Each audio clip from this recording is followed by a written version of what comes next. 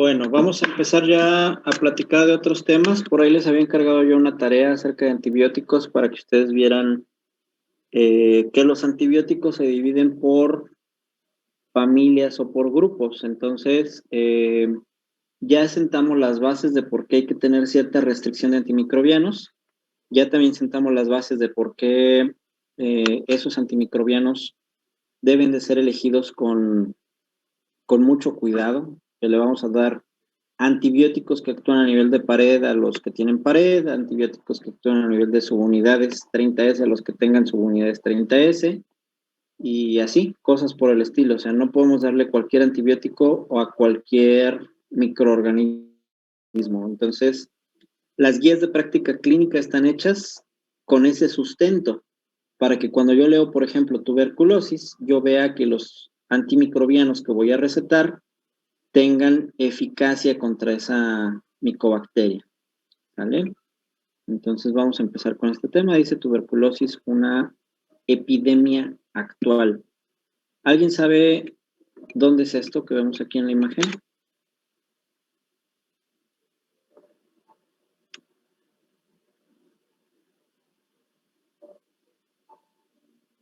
No, la verdad no. ¿No saben? ¿En serio? Es en París. ¿En París? ¿En dónde? El Moulin Rouge. Ok, Moulin Rouge. ¿Qué es ahí? ¿Te acuerdas? Creo que era un bar y después lo hicieron un restaurante. No me acuerdo bien. Ok, este era un lugar de burlesque en aquella época, en la bella época de París. Nos estamos yendo a 1840, 50, 1860, más o menos para aquella época. Entonces, lo que nosotros estamos observando es precisamente un lugar en el cual surgió el baile conocido como cancán. ¿Se acuerdan ustedes de eso? Que es una persona, una mujer que levantaba una pierna y se levantaba la falda. Y eso era pues como lo atrevido de la época. ¿Sale? Todo eso surgió en este lugar. ¿Por qué les pongo a ese sitio? Pues por un par de personas de las que vamos a platicar, para que sea más entendible esta parte. Y ese señor del que le estoy hablando es esta persona que está en la parte superior izquierda, conocido como Toulouse-Lautrec. Toulouse-Lautrec era una persona de origen, se podría decir que aristocrático, es una persona de una ascendencia adinerada y que vivió cerca de los palacios de Versalles en aquella época. Bueno, cuando Toulouse-Lautrec llega a la juventud, los papás se dan cuenta pues, de que él tenía ciertos defectos congénitos que lo volvían susceptible a múltiples enfermedades y sobre todo a múltiples fracturas. Entonces lo consideraron un individuo no apto para llevar la sangre aristócrata que ellos tenían. Era como, pues como vamos a decir, como el hijo no tan querido, ¿verdad? Decían, no, es que este cuate en cuanto se sube al caballo se fractura.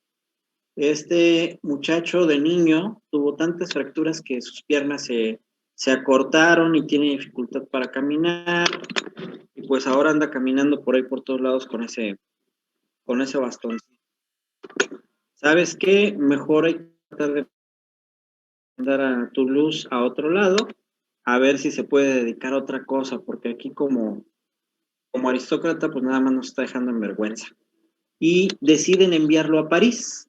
Entonces lo mandan a París a que estudie pintura con los maestros de la época. Estos de la época llevaban este tipo de arte que estoy señalando, que es el cuadro del medio de esta mujer, este tipo de arte.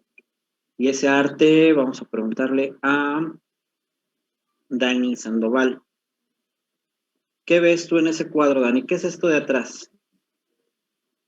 Ahí, el que está señalando con la flechita, ¿verdad? Pues es una pared y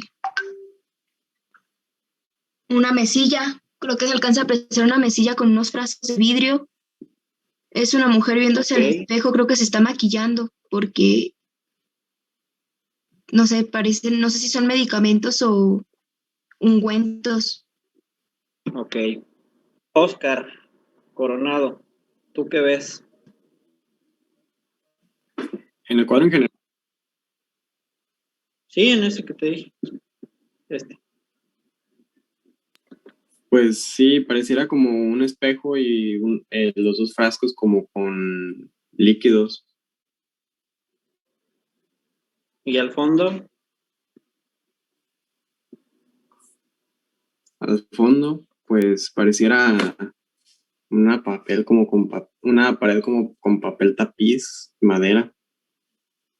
Sí. papel tapiz. Y a ti ya no te pareció una pared. Muy bien. Luego, Jesús Medina, ¿a ti qué te parece?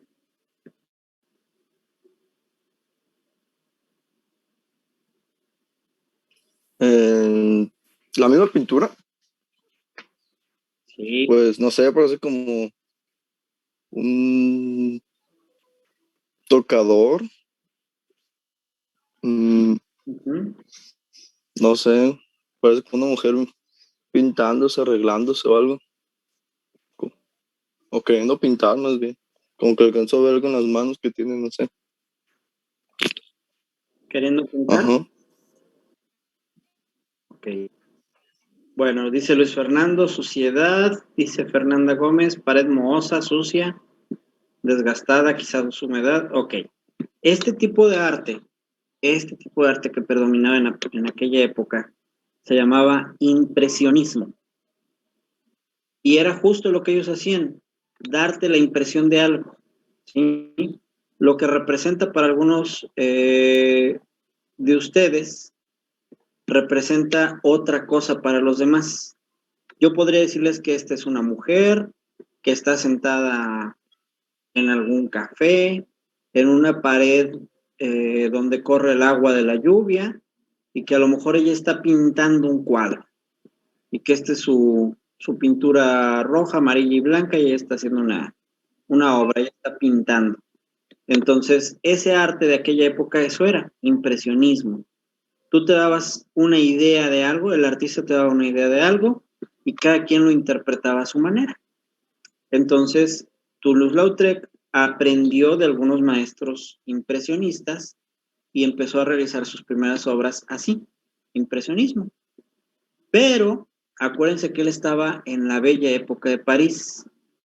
Él estaba en la época en la cual París era el centro del mundo, tal como hace unos años lo fue Nueva York, o tal como en algunos años lo será, no sé, Shanghái o Bangkok, o alguna parte de Asia.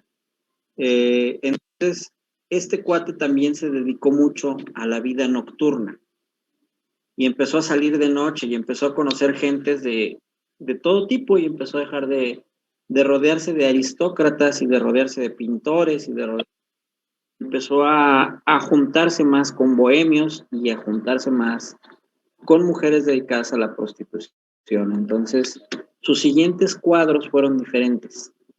De este cuadro impresionista de una mujer pintando, pasó a este cuadro impresionista, donde están dos mujeres que también que están haciendo algo. Y después toma un giro,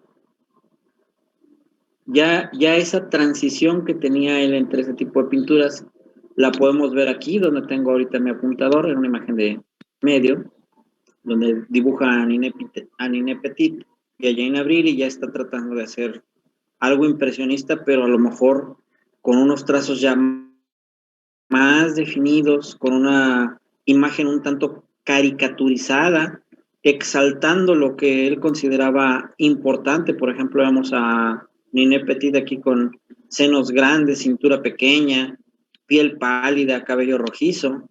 Vemos la silueta de Jane Avril también muy delgada, o sea, exagerando esas cierto tipo de características, ¿vale?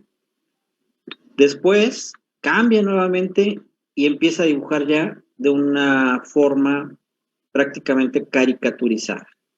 Y empieza a hacer dibujos parecidos a este de aquí. Entonces ya esto pareciera más bien una caricatura, ¿verdad? A eso que él realizó se le conoce como Art Nouveau, arte nuevo. Es una forma de pintura que no existía. Es una forma de pintar que no se había visto hasta esa época. Entonces este cuate empieza a dibujar gente así. No solamente mujeres, también dibujaba hombres. Pero el grueso de sus dibujos se centraban en las mujeres que se dedicaban a la prostitución en aquella época, una prostitución disimulada de sitios de burlesque, de lugares como el Moulin Rouge, en donde existían ese tipo de bailes, pero que cualquiera de estas mujeres, por alguna cantidad de dinero, podía tener una relación con cualquiera de estas personas. Bueno, él se enamora y vuelve a su musa, a Jane Avril. Jane Avril era una de las mujeres que bailaban ahí, entonces él empieza a hacer bocetos de Jane Avril, poniendo además su nombre, y con esos bocetos se dan cuenta algunos de los dueños de esos lugares nocturnos que la gente llegaba preguntando por la persona que estaba dibujada. Él coloca este primer cartel que dice Jane Avril, entonces lo ven y llegan a preguntar, oye, ¿quién es esta mujer? Yo la quiero conocer. Y empieza a dibujar mujeres de todo el ambiente nocturno y empieza a poner letreros en cada uno de esos afiches para que la gente esté informada de lo que él puede ir a ver. Entonces, inventó dos cosas, Toulouse-Lautrec. Inventó el Art Nouveau, el arte nuevo, pero también inventó, o por primera vez hizo, publicidad gráfica. Te estoy ofertando algo con un letrero, con un dibujo. Y empezó a pegarlo a lo largo de París y empezó a tener esa publicidad gráfica de lo que ofrecía el Jardín de París, el Moulin Rouge, la Joya, el Jardín de París, sí, perdón, el Jardín japonés se llamaba el otro, los embajadores, o sea, todos esos lugares empezó a promocionarlos. Y entonces las mujeres pues empezaron a tratar de conseguir salir con él para que él pudiera dibujarlas, fueran más exitosas y empezaran a buscarlas más en los lugares. Entonces fue como un productor de Televisa en su época, ¿verdad? Bueno, aquí vemos esta figura del diván japonés, que era otro de los lugares nocturnos. Vemos a Jane Avril. Y aquí entonces nosotros empezamos a notar algo. Acuérdense, los pintores no se equivocan. Los pintores dibujan algo queriendo expresar algo ahí, ¿sale? Entonces, ¿qué notas tú en esta pintura? Jonathan Patiño, ¿cómo ves a esta persona? ¿Qué impresión te da? Características. Señaló con el... ¿Mm? Es pues que está observando algo con detenimiento o características físicas. Todo lo que ves en esa pintura respecto a ese hombre. Sí, parece que está observando algo con detenimiento y me da la impresión de que está en un como clase en un espectáculo o algo. Uh-huh. Y físicamente, ¿cómo lo ves a él? Es a él un poco, pues muy blanco, a ella muy pálida y a él pues, pues no, nada más así, como muy, muy blanco Blanco. y pues tiene como un ojo rojo, tiene lentes y se ve aseado, pero a simple vista se ve eso, pues. Ok, bueno, pues acuérdense que está en un antro, ¿eh?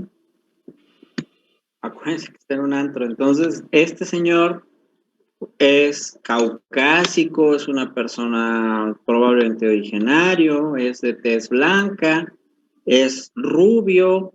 Por su vestimenta inferimos que es alguien con dinero.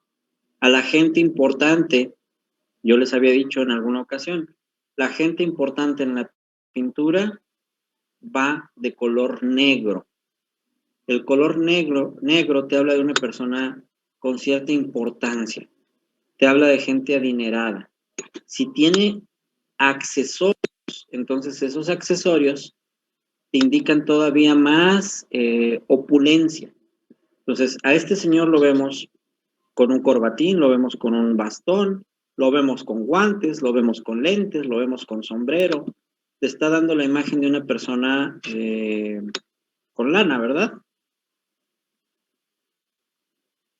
No sé si sea doctor, no necesariamente los médicos eran vestidos así, ¿eh? Cualquier persona importante, cualquier persona que consideraran, no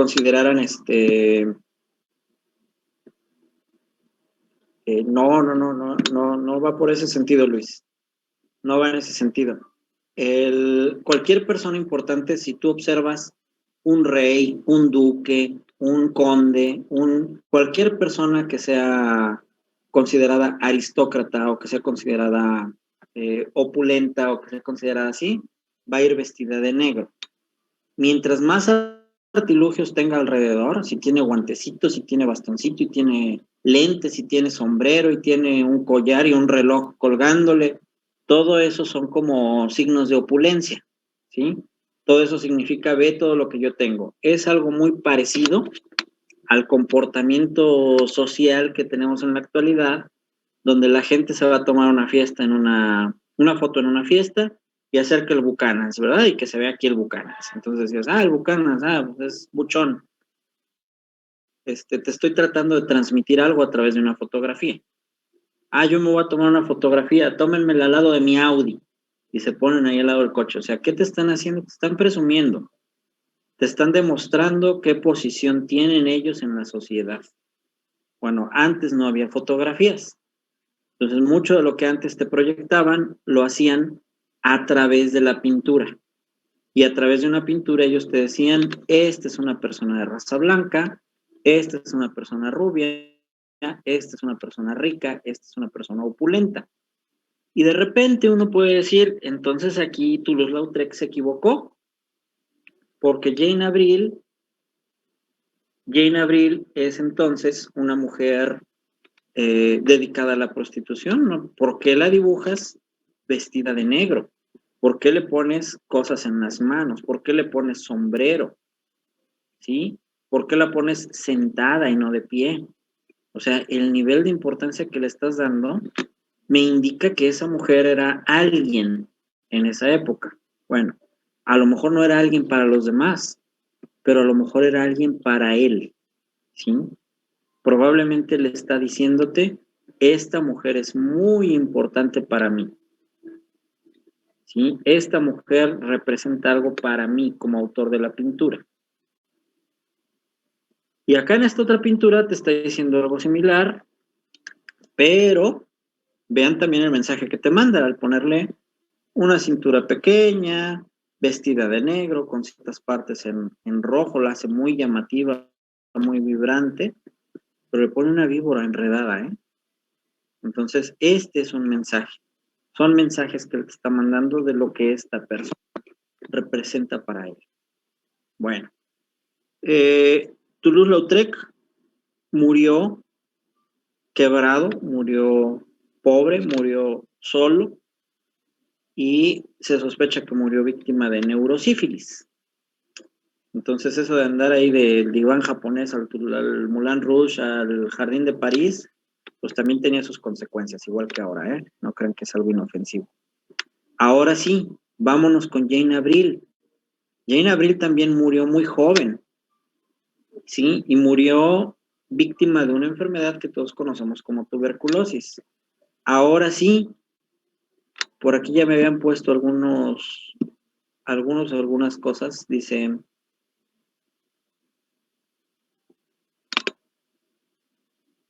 La vestimenta del doctor, sí, lo dice, febriles quizás, dice Dani. El hombre se ve enfermo. Bien, pálida, dice piel pálida y delgada. ¿Qué le notan ustedes de raro? Obviamente, aparte de que está caricaturizado, Isaac, ¿qué le notas de raro a Jane Abril en esta litografía de aquí? Cintura pequeña, ¿qué más?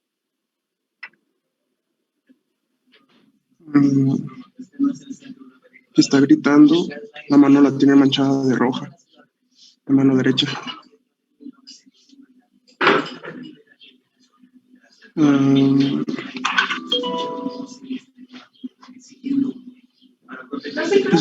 Sí, que está muy pálida y tiene los labios muy rojos.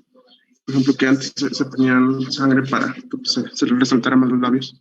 Ok, imagínense ustedes, si esta persona de atrás es caucásica, es de raza aria, es blanco, pues ella parece Gasparín. Está transparente esta mujer en la figura izquierda. Aquí en la figura derecha la vemos completamente pálida. Tiene una postura anómala. Esta no es la postura correcta de una persona, como si tuviera algún problema en cuanto a eso. Postura, vean las manos, la disposición de los dedos en relación a los demás, la curvatura que hace aquí cerca del codo. Vean esto cómo lo dibuja. O sea, esta mujer está en los huesos. Vean el codo de acá abajo, ¿sí? Vemos las manos artríticas, la cara puntiaguda, la facies afilada, el cuello de cisne, la palidez generalizada. Entonces, él está dibujando en varias de sus imágenes a una mujer enferma. ¿Sí? Está dibujándonos una mujer enferma. Vemos la imagen de aquí de atrás. ¿Es la misma? Acá arriba se ve desganada, se ve como desgarbada. O sea, él te está transmitiendo un mensaje de una mujer enferma. Facies afilada, cara afilada, palidez, cuello de cisne, manos artríticas, cintura pequeña. Todo eso es intencional, lo que él te está tratando de transmitir. Bueno. Entonces, esta chava fallece cerca de los 22 años de edad, víctima de tuberculosis, al igual que su mamá, que se dedicaba a la prostitución y también falleció de tuberculosis. Entonces, esta es una enfermedad que aquí de entrada el mensaje que yo le estoy tratando de decir es, tiene estigmas que muchas veces son fácilmente reconocibles. Y es una enfermedad que no distingue ni edades, ni posiciones sociales, ni posiciones económicas, ni situaciones políticas. Porque de repente nos venden la idea de que la tuberculosis es una enfermedad de la gente pobre, es una enfermedad de la gente desaseada, es una enfermedad de la gente de escasos recursos, es una enfermedad de la gente sucia. Y no, nosotros encontramos que de tuberculosis se puede enfermar cualquiera. Otra pintura muchos años atrás de Toulouse-Lautrec, ¿sí? Esta pintura es de alrededor de 1500, es de Botticelli, y él nos da otra imagen que tampoco no es casualidad. Acuérdense que son estilos distintos, y aquí lo que ponderaba eran los lienzos blancos, las imágenes muchas veces relacionadas hasta cierto punto con la religión, pero aquí los artistas comenzaban a dibujar ciertas proporciones anatómicas. Lo que aquí te presumiera el artista era su conocimiento acerca de la anatomía, su conocimiento acerca de la historia, su interpretación de muchas situaciones bíblicas. Eso era lo que ellos te daban a conocer aquí con sus pinturas. Entonces, nosotros vemos a esta persona y ustedes alcanzan a ver cómo dibuja el esternocleidomastoideo, ustedes alcanzan a ver la perfecta disposición de la muñeca y de la mano en correspondencia al brazo y a una mano que queda colgando con un punto de apoyo en el antebrazo. nosotros vemos un tórax completamente proporcional a la situación que debe de guardarse con el resto del cuerpo. Entonces, este cuate lo que te está dando es una lección de anatomía. Te está diciendo, ve cómo yo conozco la anatomía del ser humano y ve cómo yo te dibujo tendones y músculos con perfección. Es difícil creer que Botticelli con esa perfección se fuese a equivocar, por ejemplo, en el pie de Simonet. Vean cómo dibuja el pie de esta mujer. No es una disposición normal.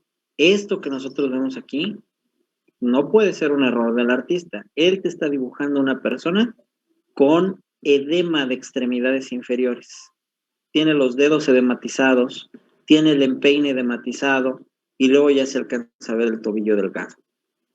La imagen de la mano es muy parecida a la mano artrítica que te dibujaban acá con Jane Avril, con esos dedos en una postura o en una posición anómala. Eso es lo que él te está dibujando aquí. Te pone un cuello delgado, te pone una mujer pálida en relación a los demás, pero te la pone ruborizada en las mejillas. Escasez de cejas, facies afilada. Simone de Beauvoir también falleció de tuberculosis, también falleció en los 22, 23 años de edad.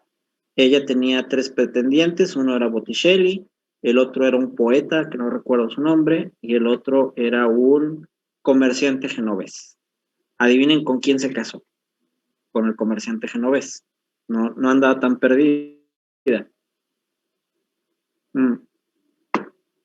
Su papá era comerciante y ella se casó con un comerciante. No eran aristócratas, pero se consideraban clase económica alta. Entonces, fíjense bien, no tiene nada que ver Simone de Beauvoir, no tiene nada que ver con Jane Avril.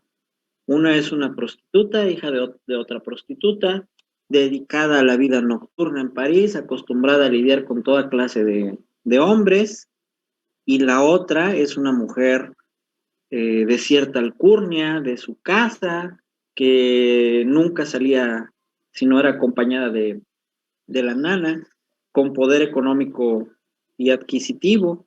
Entonces son 2 mujeres diametralmente diferentes, separadas por 500 años, y de todas formas las 2 murieron de tuberculosis.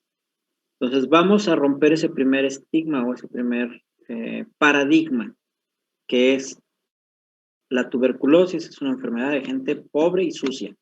Eso no es correcto. Botticelli, si ustedes algún día leen algo referente a él pidió ser enterrado a los pies de Simone de Beauvoir. Tan enamorado estaba que aun cuando ella se casó con el genovés, él pidió ser enterrado a sus pies. Bueno, esta es gente que ha tenido tuberculosis, algunos de ellos son muy famosos, cultura y anticultura. Vamos a preguntarle a Isela Contreras. Isela, te vamos a hablar. ¿Quién fue Laennec? Ese no sé. Ok. ¿Quién fue Sir Walter Scott? Tampoco sé quién es ese. ¿Quién fue? ¿Quién fue o quién es Charly García?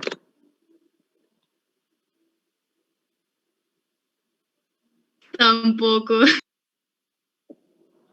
Tache, doctora, tache. A ver, vamos a preguntarle a Andrea Itzel. Sí, ¿Quién fue Laennec, Andrea? Laennec, Uh-huh. me parece que había sido un médico, creo, pero Ajá. no sé mucho de él. Ok, Laennec es el médico que inventó el estetoscopio. Mm. A él le debemos de agradecer el no tener que pegar nuestra oreja a la espalda sudorosa de un paciente. Gracias a él, nosotros podemos escuchar a un paciente a distancia. Bien. ¿Quién fue Simón Bolívar? No, que no sepas. Simón Bolívar. No, la verdad no sé, doctor. ¿Quién fue? No me digan eso. Militar venezolano, ¿no? Me acuerdo que le hacen algo en la... Vean la serie. No, es Tiene una expresidente, no, de Colombia. ¿Cuál serie? No, no vean la serie, es historia. Fue No me acuerdo por la celebración. Un presidente de Colombia. Ajá, fue un expresidente. Fue fundador Fue de el que, Colombia. bueno, fue de los que quisieron independizar. Fue un libertador, fundador de Colombia y de Bolivia. Bueno, ahí se los dejo de tarea, ¿eh? Ustedes tienen que saber cultura y anticultura, ya les había dicho. A ver, ¿quién fue entonces Anaí? ¿O quién es Anaí? ¿Cuál de todas? Ah, caray, pues ¿cuántas hay? La de RBD. Dani dice, ¿es el Benito Juárez de allá? No, Benito Juárez fue un reformista y este fue un libertador. Sería como el Miguel Hidalgo de allá. Era el libertador de las Américas. Así es. Anaí, la de RBD, sí, pero ya no es de RBD. Cállate ya, no, ya creció. Bueno, el punto es que si ustedes observan a todas estas personas, desde Chopin, Luis Braille, Edgar Allan Poe, muchos de ellos son escritores, otros son poetas, otros son científicos, médicos, revolucionarios, libertadores, militares como Napoleón, gente política como el cardenal Richelieu, gente dedicada a cuestiones más espirituales como San Francisco de Asís, escritores como Sir Walter Scott, inventores como Alexander Graham Bell. Tenemos gente de todo tipo de condiciones sociales, económicas, culturales. Gente rica, gente pobre, gente educada, gente no tan educada, ¿sí? Y todos ellos en común han tenido tuberculosis. Cat Stevens, que es un rockero que ahí luego lo buscan, tuvo problemas serios en su vida y uno de esos problemas fue precisamente por la tuberculosis que lo tuvo al borde de la muerte. Esta mujer que tenemos aquí, Amy Winehouse, si no se hubiera muerto por broncoaspiración, por el exceso de estupefacientes, muy probablemente hubiera terminado aceptando la enfermedad de la tuberculosis. Esta mujer que vemos aquí, Kate Moss es fue una de las supermodelos hace algunos años, que como decía hace rato, creo que Dani, que si estaba de moda tener tuberculosis para adelgazar, sí, eso no es reciente, eso es hace más o menos 200 años que estaba de moda eso, pero esta mujer, por ejemplo, Kate Moss, ella tuvo tuberculosis y ella decidió hablar, ella decidió no callárselo. Dijo, es momento de evitar, es momento de frenar el que la tuberculosis sea considerada una vergüenza. La enfermedad tuberculosa no tiene por qué avergonzarnos. Yo no hice nada para contagiarme, no es mi culpa. La tuberculosis se puede adquirir por otras personas que están contagiadas y asintomáticas. Una persona que tose cerca de donde yo estoy me puede contagiar. Alimentos contaminados como la leche bronca de la vaca, como la leche o el queso de cabra, como los quesitos artesanales que no están pasteurizados, como el jocoque, como todo lo que no lleve un proceso de pasteurización adecuado y que venga y que sea leche de origen de algún animal, puede contener el bacilo y contagiarme. El darle un beso a una persona, el beber la bebida que estaba bebiendo una persona, todo eso puede contagiarme. Entonces dice Kate Moss, yo no voy a esconder mi enfermedad. Al contrario, yo voy a aportar para que esa enfermedad pueda ser erradicada en África.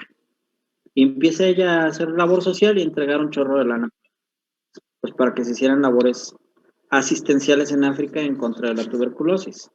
Entonces es un artista que pareciera no tener mucho conocimiento de la enfermedad, que pudiera parecer no tan leída, pero demostró que es una persona pensante. Si ustedes ven los estigmas de la enfermedad, ustedes van a ver esta facies leonina, esos rasgos afilados, esa cara delgada, esa ceja poco poblada, la nariz afilada, los labios marcados, el cuello delgado de cisne, las manos con esa figura artrítica, un ligero edema de extremidades inferiores y una persona sumamente delgada. Entonces, lógico que ella, pues ella era una supermodelo, ella decía, esto me viene como anillo al dedo, pero es una enfermedad y hay que atenderla. Esa facies leonina, no se les olvide, me la pueden dar otras micobacterias, como el Mycobacterium lepre. Entonces, la lepra también me puede ocasionar esa facies afilada, esa escasez de cejas, ¿sí? Esa nariz afilada también, la escasez de cabello. Si nosotros fuéramos un poquito sangrones, diríamos que Kate Moss se parece a don Ramón. ¿Se acuerdan de Ramón Valdés?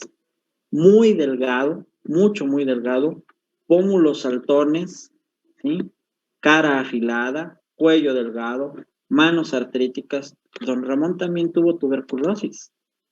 Bueno, ¿por qué les pregunto de Anaí? Pues porque con esos estigmas sociales, hace algunos años Anaí tuvo tuberculosis, pero como es considerada una enfermedad estigmatizante, es una enfermedad de gente sucia y gente pobre, pues entonces ella optó por hablar de una enfermedad de ricos.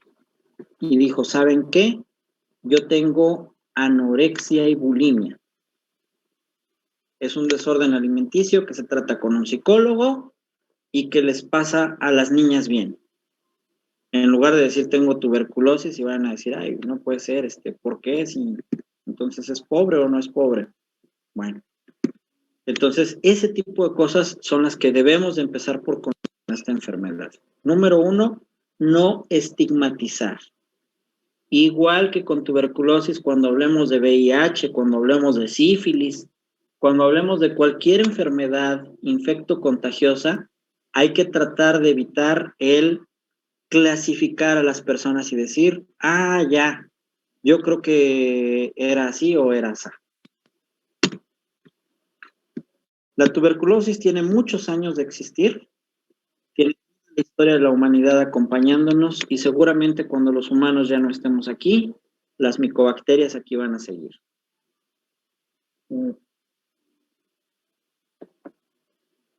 Nosotros hemos sido demasiado optimistas en el pensar que vamos a erradicarla. En 1882, cuando se descubre el Mycobacterium tuberculosis, dicen, ya descubrimos qué es lo que ocasiona la enfermedad, que hace que la gente se adelgace y la gente tosa y la gente se ponga como de la fotografía de acá. No, pues ya con eso vamos a acabar con ello. Nada. Luego vienen los postulados de Koch, ¿sí? En 1876, más o menos al tiempo que Toulouse-Lautrec andaba ya haciendo sus pinturas, Koch andaba investigando y haciendo sus postulados. En 1890, ¿sí?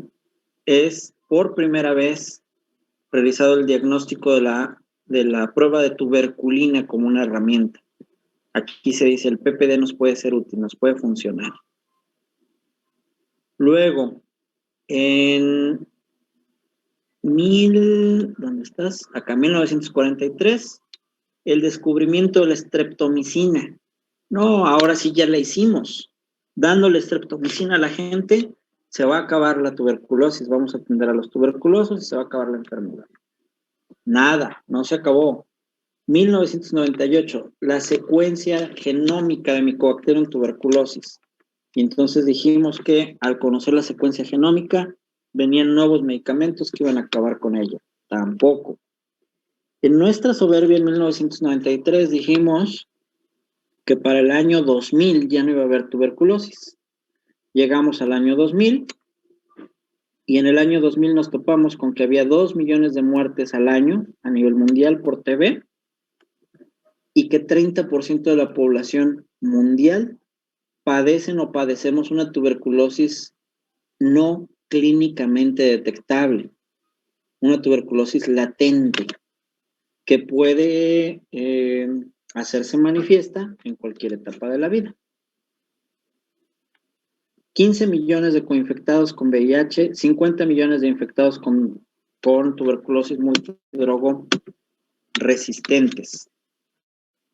Y ahí seguimos, pensando que algún día vamos a acabar con la tuberculosis, pensando que algún día vamos a acabar con la micobacteria, y llegamos hasta esta época.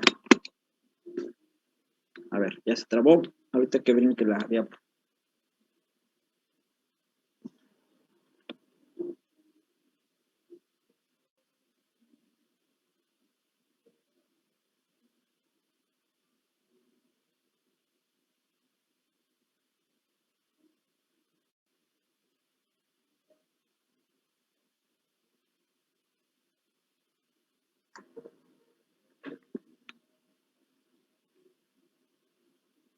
Ups. ¿Siguen conectados? Sí, doctor. Sí. Bueno, me sacó por algo. Déjenme ver cómo me meto de nuevo.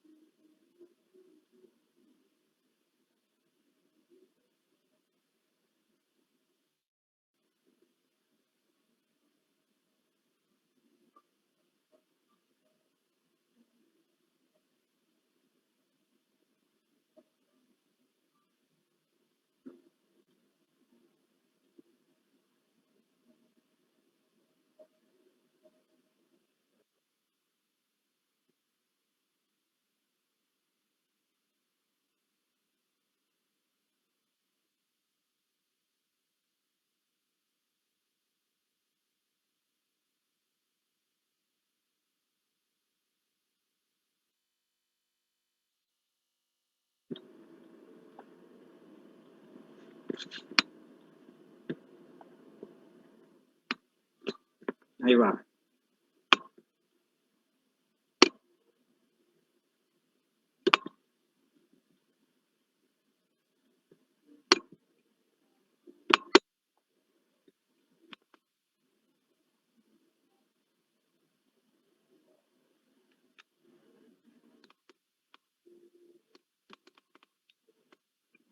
Voy a cambiar esta diapo para arriba porque cada que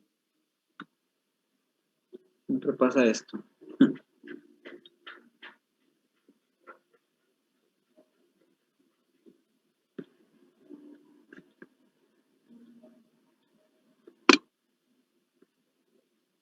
Listo. Esta es la diapositiva que les quería enseñar, donde llegan al 2010. ¿Ya la ven ahí?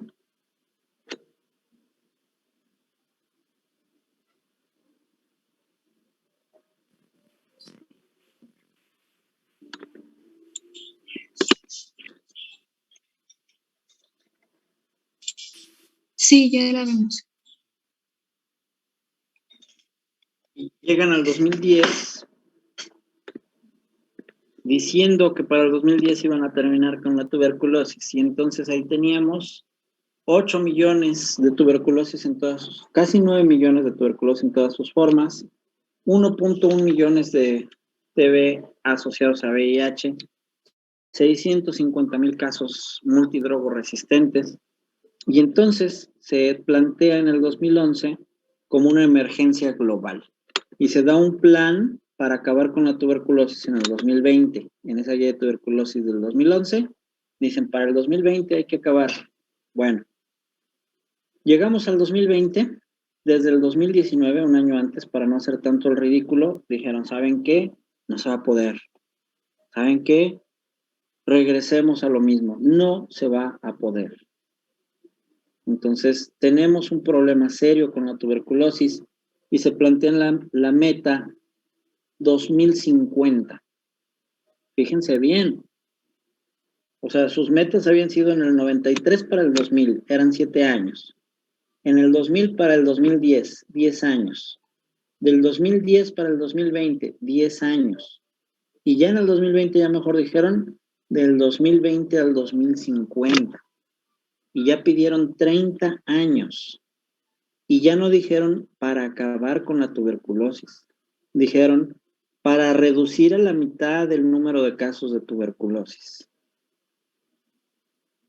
Ojalá que con eso nos demos cuenta de la gravedad del asunto. Habrá que ver el impacto que ha tenido, por ejemplo, el COVID en este tipo de enfermedades.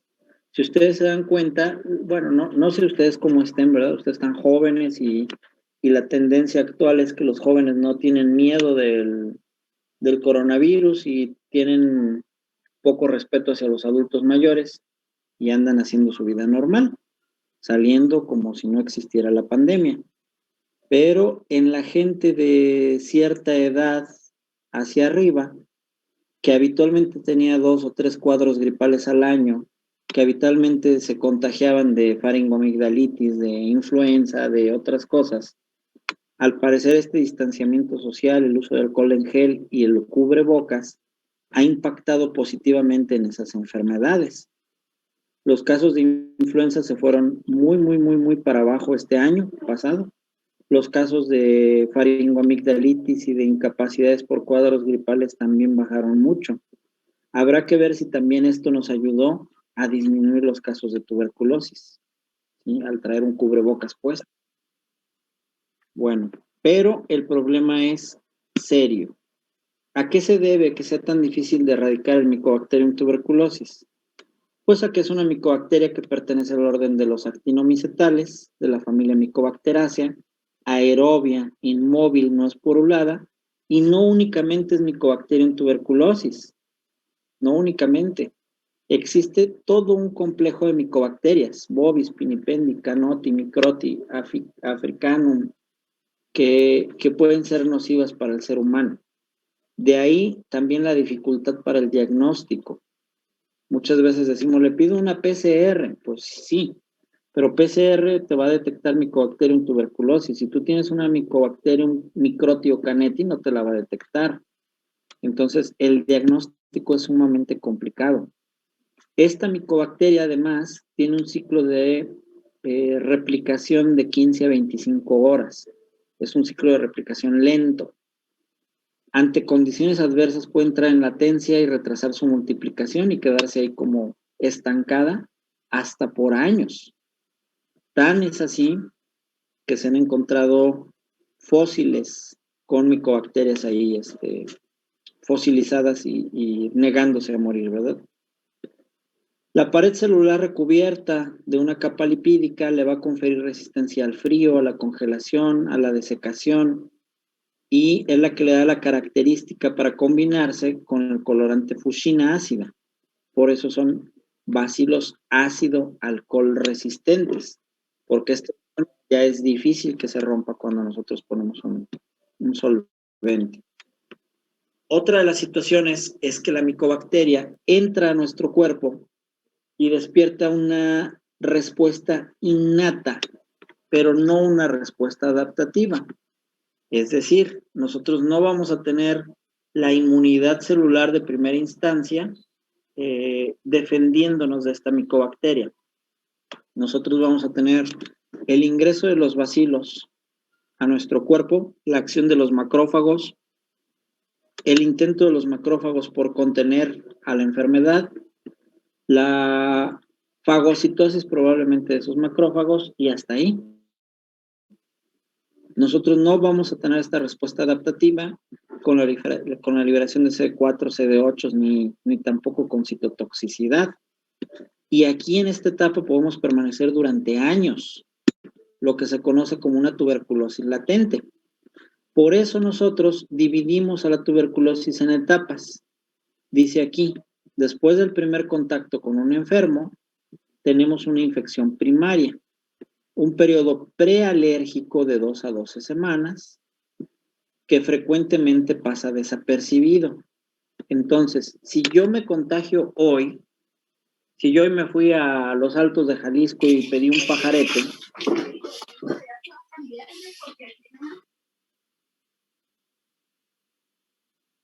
y hoy me tomé un pajarete, yo puedo pasar 12 semanas, que son 3 meses, asintomático.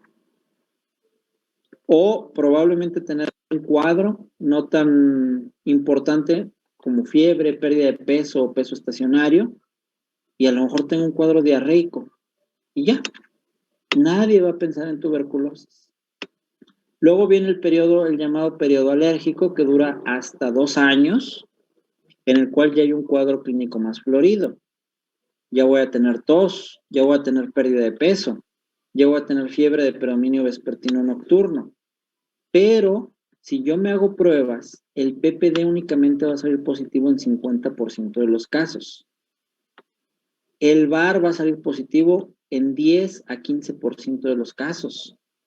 Y el antecedente de un tosedor en la familia únicamente en 50% de los casos. Tarea para ustedes. ¿Qué significa COMBE? Aquí dice COMBE positivo. Les voy a preguntar, ¿qué significa COMBE? En esta clase vamos más atrasados, por cierto. El día de mañana vamos a seguir viendo tuberculosis. Yo sé que mañana toca preescolar, pero mañana vamos a continuar viendo tuberculosis para terminar ya este tema. ¿Sí? En 2 clases, en hoy y mañana, que vamos mucho más atrasaditos aquí que en preescolar y adolescente. Entonces, para mañana les voy a preguntar qué es COMBE y por qué únicamente está positivo en 50% de los casos. Doctor, Sí. perdón, ¿esa tarea la tenemos que mandar por escrito o solo nos lo va a preguntar? No, nada más les voy a preguntar. Ok, gracias. Luego, si yo ya crucé 3 meses con el periodo prealérgico y 2 años con el periodo alérgico, ¿puedo evolucionar hacia un paciente sintomático o puedo evolucionar hacia la curación? Mi sistema inmune es tan eficaz que a lo mejor después de esto me cura. Pero también puede evolucionar a una tuberculosis en cualquiera de sus formas. No solo hay tuberculosis pulmonar, hay tuberculosis pulmonar, meningia, gastrointestinal, de vías urinarias, genital, de la piel. Podemos tener tuberculosis en el nervio óptico, podemos tener tuberculosis en el aparato genitourinario. ¿Sí? Entonces, tuberculosis puede llegar a vivir en cualquier lado. Y en ese caso tendríamos que dar tratamiento y seguimiento de los contactos de esa persona tuberculosa. Bueno, si evoluciona hacia la curación, qué bueno, ahí se acabó. Pero también puede ser que ni me cure ni me enferme, sino que yo me mueva a tener una infección latente. Y entonces yo voy a tener ahí a la micobacteria viviendo conmigo, no necesariamente afectándome en ese momento, se encuentra en una etapa de latencia, no se replica, no se muere, pero tampoco se replica, y en algún momento de mi vida, cuando yo me veo expuesto a algún tipo de presión, ya sea por el uso de esteroides, por VIH, porque me dio diabetes, porque me embaracé, porque me van a trasplantar y me dieron inmunosupresores, porque me dio COVID y mis defensas se fueron hasta el suelo, porque me dio dengue y entonces yo entré en una etapa de leucopenia y neutropenia. En ese momento la micobacteria que se encontraba latente y sin replicarse, se empieza a replicar. Y entonces yo evoluciono a una forma activa de tuberculosis. ¡Pum! Te enfermaste de tuberculosis, ahora sí. Entonces, este es el problema. Por eso no podemos acabar con la enfermedad. Porque hay una gran cantidad de personas con tuberculosis latente que no reciben tratamiento y que van a estar con esa latencia durante años. Y probablemente, cuando evolucionen a la enfermedad, pueden pasar 3 meses de la etapa prealérgica y 2 años de la etapa alérgica, en los cuales ya son contagiosos para los demás. Cuando una persona es detectada con tuberculosis pulmonar, pudiera en el peor de los casos llevar 2 años, 3 meses contagiando. Por eso hay que darle seguimiento a toda la familia de un tuberculoso.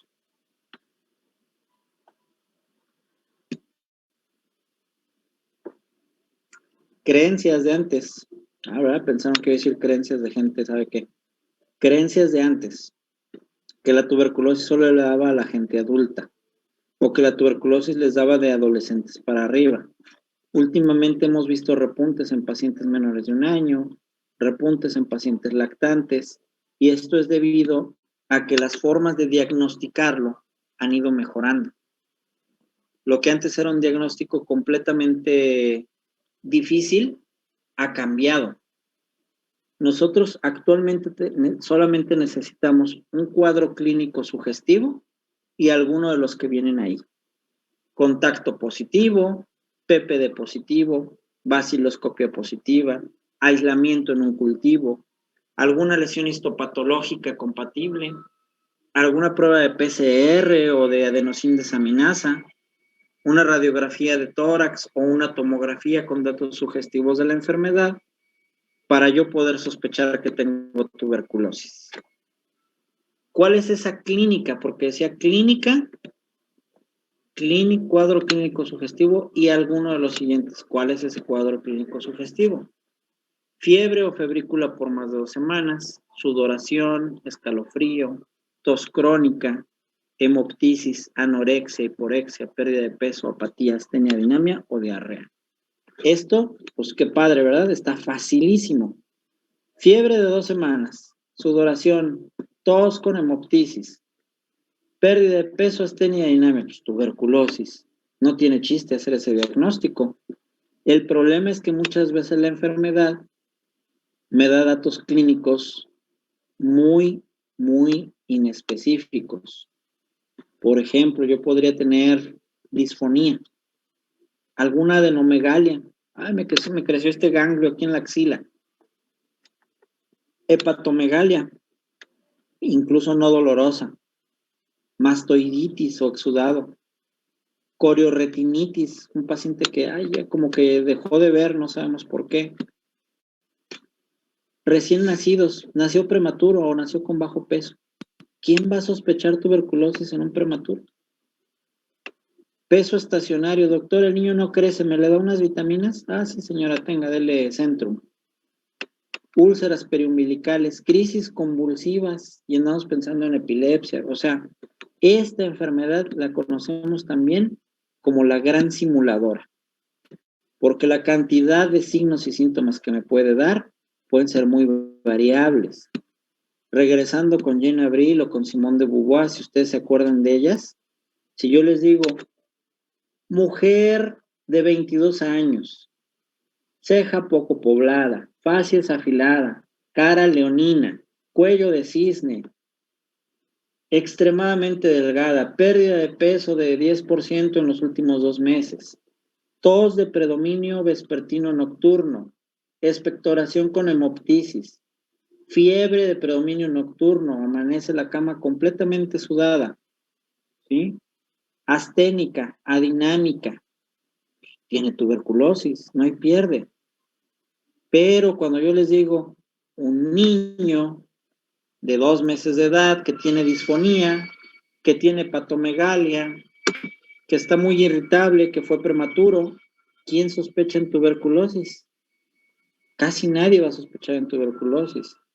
O si yo les digo, tengo un paciente que convulsiona, no sabemos por qué, tampoco. Bueno, hasta aquí nos vamos a quedar en la clínica y luego vamos a empezar ya con esta parte que es las radiografías.